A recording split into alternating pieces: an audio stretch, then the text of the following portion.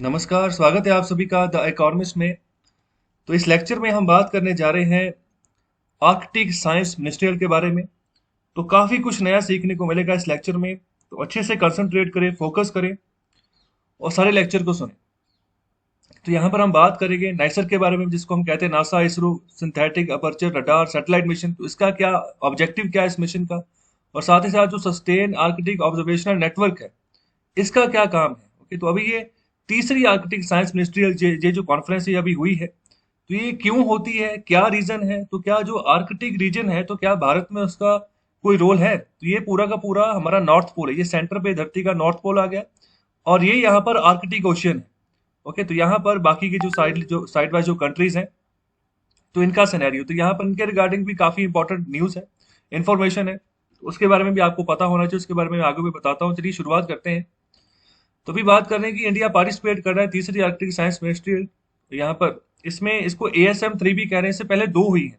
Okay, तो ये ऐसा नहीं है कि हर साल होती है, तो इसका भी बात ध्यान रखें, ये हर साल नहीं होती है। तो यहाँ पर एक ग्लोबल प्लेटफॉर्म है ये, जिसके चलते यहाँ पर रिसर्च और कॉपरेशन के ऊपर यहाँ पर फोकस किया जाता है कि आर्कटिक रीजन में किस तरीके से फर्दर हम जो है ना स्टेप फॉरवर्ड चलें, क्योंकि जो ग्लेशियर्स वगैरह पिघल रहे हैं, ग्लोबल वार्मिंग का जो इम्पैक्ट उसके ऊपर हो रहा है, इसको कैसे कम करें, तो उसके ऊपर यहाँ पर बातचीत होती है, निर्णय लिया जाता है और प्रैक्टिकल फॉर्म में भी यहाँ पर इम्प्लीमेंटेशन होती है। और जो डॉक्टर हर्षवर्धन है वो हमारे minister of science and technology भी हैं। इसके अलावा इनके पास हेल्थ एंड फैमिली वेलफेयर का मंत्रालय भी है। इसके अलावा मिनिस्ट्री ऑफ अर्थ साइंसेज भी इन्हीं के पास है, क्योंकि तीन मंत्रालय डॉक्टर हर्षवर्धन जी है वो संभाल रहे हैं। तो इनके रिगार्डिंग भी अगर क्वेश्चन पूछा जाए, छोटे एग्जाम्स में पूछा जाता है, तो वहां पर सीधे सीधे नाम पूछा जाता है। तो ये तीनों मंत्रालय इन्हीं के पास है। तो उन्होंने अपने बताया कि भारत का जो प्लान है, लॉन्ग टर्म प्लान है, रिसर्च के ऊपर, वर्क के ऊपर, कॉपरेशन के ऊपर, कि आर्कटिक रीजन में कैसे काम करें, जो बाकी के स्टेक होल्डर्स है, बाकी कंट्रीज उनके साथ। तो ये प्लान बताया गया है। तो उन्होंने यहाँ पर कोलैबोरेशन जो हो रही है, जिसके चलते यहाँ पर ऑब्जर्वेशन सिस्टम जो उनको यहाँ पर डेवलप किया जा रहा है, तो उसको भी यहाँ पर उन्होंने वेलकम कहा है। और यहाँ पर जो डाटा है, जो भी किसी के पास अगर इंपॉर्टेंट कोई भी डाटा निकल कर आता है आर्कटिक रीजन के बारे में, उसको यहाँ पर शेयर करने की यहाँ पर बात की है। उसके अलावा भारत की ओर से यहाँ पर बात की गई है कि यहाँ पर India would continue to play a positive role in deepening share understanding of the Arctic through observation research capacity building as well as in promoting sustainable development of the region through international cooperation. तो ये statement दी गई है भारत की तरफ से। और एक बात और यहाँ पर कही गई है कि फ्यूचर में जो ये ASM होगी, तो उसके लिए यहाँ पर कहा गया है कि भारत को अपॉर्चुनिटी दी जाए कि वो इस ASM को होस्ट करे। तो चलिए अभी आगे बढ़ते हैं। तो अभी ऑब्जर्वेशन सिस्टम के ऊपर यहाँ पर फोकस किया जा रहा है कि आर्कटिक रीजन को ऑब्जर्व कैसे करना है। तो अगर ऑब्जर्व करना है तो उसके लिए चाहिए सैटेलाइट्स। तो सैटेलाइट्स भी ऐसे मतलब कि जो अच्छे तरीके से यहाँ पर क्वालिटी इमेज हमें बताएं, क्वालिटी जो रिपोर्ट है वो हमें प्रदान करें। तो यहाँ पर रिमोट सेंसिंग इंस्ट्रूमेंट्स यूज करने की यहाँ पर बात हो रही है। तो भारत की अगर बात करें ना, तो भारत यहाँ पर ओपन ओशन यहाँ पर मूरिंग जो है ना, इसको यहाँ पर डिप्लॉय करेगा आर्कटिक रीजन में। तो यहाँ पर लॉन्ग टर्म मॉनिटरिंग रखेगा। जो यहाँ पर अपर ओशियन वेरिएबल्स होंगे, जो पूरा जो आर्कटिक ओशियन है ना, इसकी जो अपर रेयल्स है, अपर वेरिएबल्स में जो भी यहाँ पर जो दिक्कत आएगी, जैसे कोई बर्फ पिघल गई, जो ग्लेशियर पिघल गया, या फिर किसी भी तरीके का मतलब चेंजेस आते हैं ना, उसके ऊपर यहाँ पर लॉन्ग टर्म मॉनिटरिंग की जाएगी भारत के द्वारा। और जो यहाँ पर मरीन मेट्रोलॉजिकल जो पैरामीटर्स हैं, उनके ऊपर भी यहाँ पर परखा जाएगा, देखा जाएगा कि किस हिसाब से बदलाव यहाँ पर आ रहे हैं। ओके, और अभी यहाँ बात करने जा रहे हैं नेसर के बारे में। तो यहाँ पर NASA ISRO synthetic aperture radar satellite mission. Okay, तो ये किसकी सहायता के साथ बन रहा है, हमारा USA की सहायता के साथ। अभी ये अंडर वे है, अभी ये बन रहा है ये मिशन, इसके ऊपर अभी काम चल रहा है।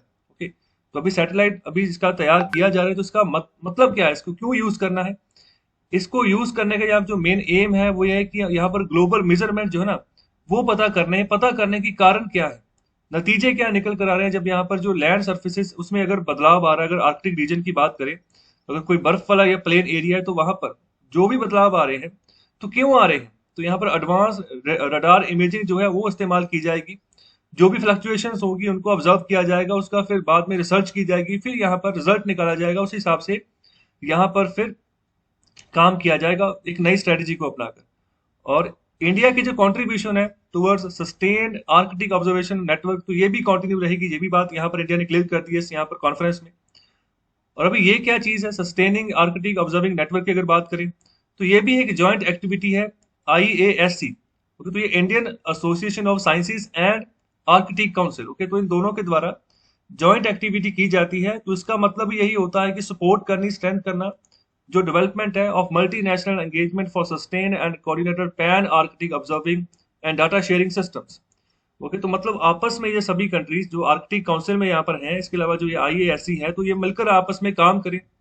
ओके, और मतलब जो आर्कटिक रीजन के रिगार्डिंग जो भी डाटा है उसको आपस में शेयर करें, ताकि कि निर्णय जो है ना, सही निर्णय जो है वो लिया जा सके। और अभी बात करते हैं कि आर्कटिक काउंसिल क्या चीज है, इसके बारे में भी क्वेश्चन पूछा जाता है। तो ये high level inter governmental forum है, ग्रुप है ये, जो कि यहाँ पर एड्रेस करता है जो इशू यहाँ पर आर्कटिक गवर्नमेंट्स के द्वारा फेस किए जाते हैं, उनके आम जो लोग हैं ना, उनके द्वारा जो यहाँ पर आर्कटिक रीजन के आसपास रह रहे हैं। तो अभी ये मैप देखिए यहाँ पर, तो ये मैप में आपको काफी पिक्चर क्लियर होगी। तो यहाँ पर देखिए, ये बीच में आर्कटिक ओशियन है। ओके, तो ये पूरा का पूरा रीजन जो है ना, ये मतलब आर्कटिक रीजन की और यहाँ पर फैला हुआ है। तो यहाँ पर जितने भी कंट्रीज आते हैं उनको हम कहेंगे कि वो आर्कटिक गवर्नमेंट है। ओके, जैसे ये सर्कल आप देख रहे हो, आर्कटिक सर्कल है, ओके, ब्लू कलर का। और ये जिन भी देशों से गुजरता हुआ जाएगा ना, तो वो सभी के सभी इस आर्कटिक काउंसिल के मेंबर होंगे। ओके, तो अभी देखो, रशिया सबसे बड़ा यहाँ पर एरिया है, जिसका जो नॉर्दर्न हिस्सा है वो यहाँ पर बर्फ से ही ढका हुआ ज्यादातर। ओके, इसके अलावा यहाँ से बात करेंगे तो यहाँ फिनलैंड आ गया, ये स्वीडन आ गया, ये नॉर्वे आ गया। ओके, इसके अलावा ये आइसलैंड आ गया, फिर यहाँ पर ये डेनमार्क की टेरिटरी, डेनमार्क भी आ गया। और फिर कनाडा है, और ये यूएस की अलास्का टेरिटरी है। ओके, अलास्का, जो कि किसी समय में ये भी रशिया का ही हिस्सा था, लेकिन रशिया ने इसको यूएस को बेच दिया। ओके, तो ये काफी समय पहले ही बेच दिया गया था, बाद में ये यूएसए के अंतर्गत आ गया। तो अभी जब बाद में रिसर्च की गई तो यहाँ पर काफी गोल्ड पाया गया। ओके, तो मतलब ये भी रशिया को बाद में पता चला कि मतलब ये टेरिटरीज ने उसको यूएसए को दी, जहाँ पर काफी ज्यादा यहाँ पर नेचुरल रिसोर्सेज थे। ओके, तो ये सभी रीजन आएंगे यहाँ पर आर्कटिक काउंसिल में। अभी क्वेश्चन है, इसको बनाया कब गया, इसका हेडक्वार्टर कहाँ पर, इसका हेडक्वार्टर यहाँ पर ट्रोम्सो, नॉर्वे में है। इसको बनाया गया था 19 सितंबर 1996 ओटावा, कनाडा में। और मेन ऑर्गन यहाँ पर जो है सेक्रेटरीट है इनका, जो यहाँ पर इकट्ठे बैठते हैं। उनकी मेंबरशिप यहाँ पर जैसे मैंने अभी सभी मुल्कों के नाम बताए वो सभी है। और फॉर्मेशन 24 साल पहले हुई है। इसको ओटावा डिक्लेरेशन भी इसको कहा जाता है, ये भी ध्यान रखें। ओके, और एक तरीके से गवर्नमेंट एजेंसीज के थ्रू ही यहाँ पर इसका काम चलता है। तो चलिए आगे बढ़ते हैं। अगर हम बात करें पहली दो जो मीटिंग हुई है, ASM 1 और ASM 2, तो ASM 1 हुई थी यूएसए में 2016 में, और ASM 2 हुई थी जर्मनी में 2018 में। ओके, और अभी ASM 3 चल रही है। तो यहाँ पर इसको जॉइंटली ऑर्गेनाइज किया जा रहा है, किसके द्वारा, आइसलैंड और जापान के द्वारा। ओके, हालांकि ये सब कुछ वर्चुअली हो रहा है, लेकिन भी फिर भी यहाँ पर ऑफिशियल होस्ट होते हैं। तो अभी आइसलैंड और जापान है। और अभी ये फर्स्ट मिनिस्ट्रियल मीटिंग यहाँ पर जो है ना, एशिया में हेल्ड हो रही है। तो पहली बात ये भी ध्यान रखें, पहली एक यूएस में हो गई, नॉर्थन अमेरिकन कॉन्टिनेंट जो है, दूसरा यूरोप में हो गया, तीसरा एशिया में पहली बार हो रही है। तो यहाँ पर इस मीटिंग में यहाँ पर इस तरीके से यहाँ पर जो है ना काम किया जाएगा, एक अपॉर्चुनिटीज प्रोवाइड की जाएगी जितने भी स्टेक होल्डर्स हैं, चाहे वो पढ़ाई से निकल कर आ रहे हैं, चाहे वो कोई इंडिजिनस कम्युनिटी से निकल कर आ रहे हैं, चाहे गवर्नमेंट्स हैं, चाहे पॉलिसी मेकर्स हैं। तो यहाँ पर इकट्ठे मिलकर यहाँ पर जो है मंथन करते हैं ये, और यहाँ पर कलेक्टिव जो अंडरस्टैंडिंग है आर्कटिक रीजन की, उसको समझने की कोशिश करते हैं, जोर देते हैं, एंगेज करते हैं कि कांस्टेंट मॉनिटरिंग हो, यहाँ पर ऑब्जर्वेशन को स्ट्रेंथन किया जाए। और सबसे इंपॉर्टेंट बात, इस साल का जो थीम है इसको याद रखें, इसके रिगार्डिंग क्वेश्चन पूछा जा सकता है। तो इस साल का जो थीम था वो था knowledge for a sustainable Arctic, इसका भी ध्यान रखें। और अगर बात करें आर्कटिक वार्मिंग की, तो यहाँ पर जो उसकी आइस है, ओके, तो यहाँ पर पिघल रही है वो ग्लोबल कंसर्न्स के चलते। यहाँ पर ये भी एक वाइटल रोल, जो पिवटल रोल जो है यहाँ पर अदा करती है, रेगुलेट क्लाइमेट। ओके, अगर आर्कटिक रीजन में कुछ भी बदलाव होता है तो पूरी दुनिया के ऊपर इसका इम्पैक्ट है। जो सी लेवल्स है उसके ऊपर भी इम्पैक्ट है। ओके, सी लेवल जो है हाई हो सकते हैं, सी लेवल हाई होते जाएंगे तो जो आइलैंड कंट्रीज है तो वो तो धीरे धीरे डूबना शुरू हो जाएंगी। अगर मैं मालदीव की बात करूं तो मालदीव आइलैंड कंट्री है। तो पीछे काफी समय पहले उनके राष्ट्रपति के द्वारा क्या किया गया था कि समुद्र के नीचे मीटिंग की गई थी। ओके, समुद्र के नीचे जाकर वहां पर टेबल लगाकर, वहां पर मतलब प्रॉपर जो यहाँ पर अपना सेटअप होता है उसको पहनकर नीचे गए, और वहां जाकर मीटिंग की, दुनिया को बताने के लिए कि भाई सुधर जाओ, कि जो वार्मिंग है, ग्लोबल वार्मिंग, इसको सही कर लो, नहीं तो जिस टापू पे हम अभी रह रहे हैं ना, तो वो भी किसी दिन समुद्र के नीचे ही चले जाएंगे। ओके, तो ये यहाँ पर सिचुएशन अभी बन रही है। ओके, धीरे धीरे तो यहाँ पर बायोडाइवर्सिटी को यहाँ पर मेंटेन करना है, सब मुद्दे यहाँ पर देखने होंगे। तो यहाँ पर जो ग्रोइंग एविडेंस निकल कर आ रहे हैं connection between Arctic and Indian ocean, तो ये भी यहाँ पर इंपॉर्टेंट बात है कि आर्कटिक ओशियन और इंडियन ओशियन, मतलब आर्कटिक ओशन में जो बदलाव हो रहा है उसका इंडियन ओशन के ऊपर भी यहाँ पर प्रभाव है, खासतौर पर अगर इंडियन मानसून की बात करें। ओके, तो यहाँ पर जो फिजिकल प्रोसेसेस हैं उनको यहाँ पर इम्प्रूव करने की कोशिश की जा रही है। तो यहाँ पर ये भी कहा जा रहा है कि अगर आर्कटिक की आइस मेल्ट होती तो इंडियन समर जो मानसून आता तो वो भी, इसका रिलेशन भी बहुत इंपॉर्टेंट, इसके ऊपर भी फोकस हमें करना होगा। और अगर बात करें हिमाद्री, हिमाद्री क्या है? हिमाद्री भारत का पहला परमानेंट आर्कटिक रिसर्च स्टेशन है, ओके, जो कि आर्कटिक में बनाया हुआ है भारत ने। ओके, हिमाद्री नाम याद रखिएगा। इसके अलावा और भी है, लेकिन वो अंटार्कटिक में। तो अंटार्कटिक में कौन कौन से वाले हैं, उनके नाम क्या क्या है? उनका नाम जो है कमेंट बॉक्स में आंसर करें, इंपॉर्टेंट है, पता होना चाहिए आपको।